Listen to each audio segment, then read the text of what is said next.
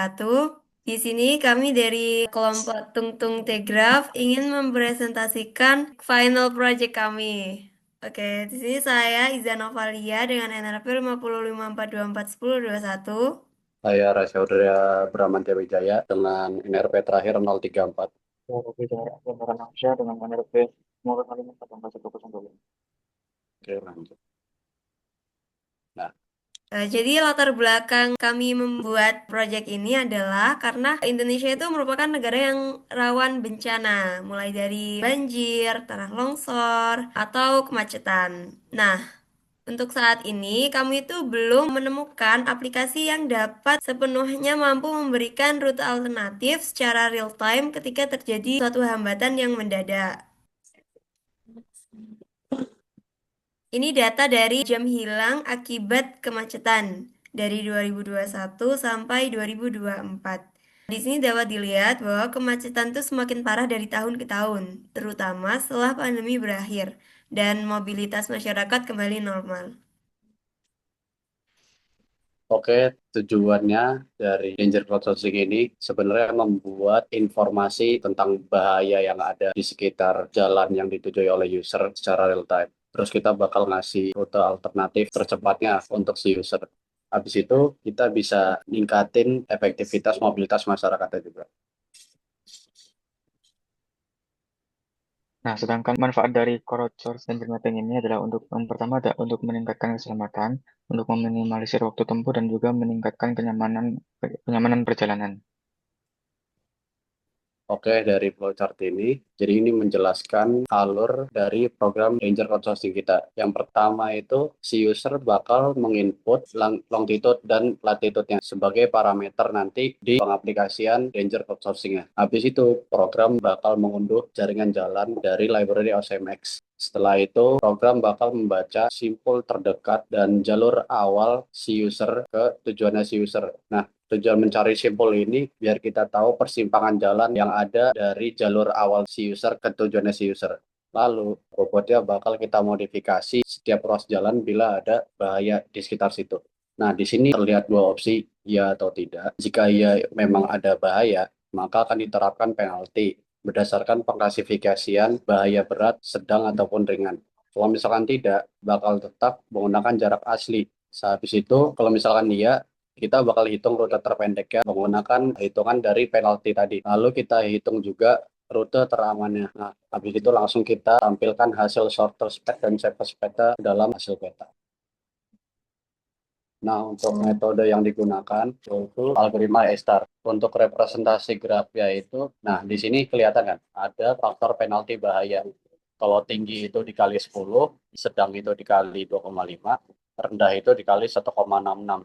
Sehingga area yang berbahaya itu bakal memiliki bobot lebih besar. Jadi kayak mereka bakal jadi lebih jauh gitu jaraknya. Kalau misalkan dikalikan dengan bobot bahaya, tergantung klasifikasinya. Jadi nanti bakal dikasih rute yang lebih cepat atau yang lebih aman. Nah, untuk kriteria bahayanya ini contohnya untuk di rendah ada jalan rusak yang ringan, air mengenang yang ringan. Untuk sedang itu ada macet parah, banjir ringan, lampu jalan mati.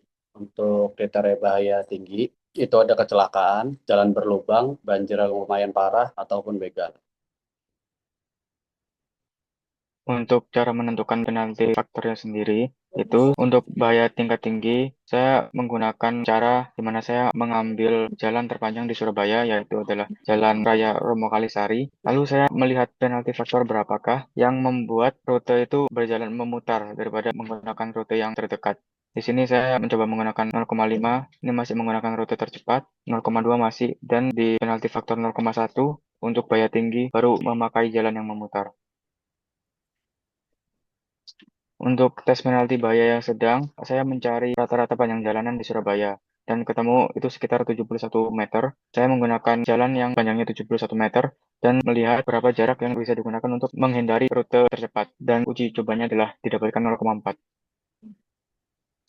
Lalu untuk bahaya rendah sendiri itu saya mengasumsikan itu ada di perumahan, jadi saya menggunakan rute yang menghindari jalan gang di perumahan, yaitu saya ketemunya 0,6. Untuk ilustrasi grafnya sendiri itu seperti ini. Jadi setiap node pole itu adalah persimpangan jalan dan setiap edge atau setiap sisi itu merupakan panjang dari jalan. Dengan bobot itu merupakan panjang dari jalan. Skenario. Di sini kami membuat 3 skenario untuk menguji algoritmanya. Skenario pertama itu diberikan kondisi tidak ada zona nyaman di sepanjang rute. Itu untuk menguji apakah algoritma jalur teraman ini akan menghasilkan rute yang sama dengan jalur tercepat. Dan ternyata iya, seperti yang ada di flowchartnya tadi.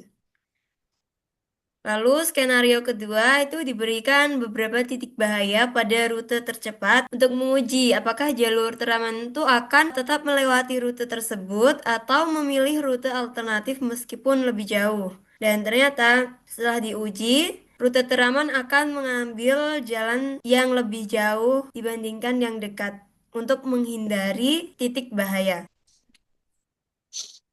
Dan untuk skenario ketiga, diberikan 1 bahaya level tinggi dan 5 bahaya level sedang. Ini itu untuk menguji apakah jalur teraman akan menganggap 1 bahaya tinggi lebih buruk daripada 5 bahaya sedang atau sebaliknya. Dan hasil yang kami dapat, rute teraman lebih memilih 1 bahaya tinggi daripada 5 bahaya sedang. Ini kontribusi timnya, Rasya yang membangun graf jaringan jalan dan modifikasi bobot graf berdasarkan bahaya. Rafli yang membangun pengaturan awal dan membuat algoritma. Dan saya, Naufas, yang membuat visualisasi dan finalisasi PPT. Sekian presentasi dari kelompok kami. Mohon maaf jika ada salah kata. Assalamualaikum warahmatullahi wabarakatuh.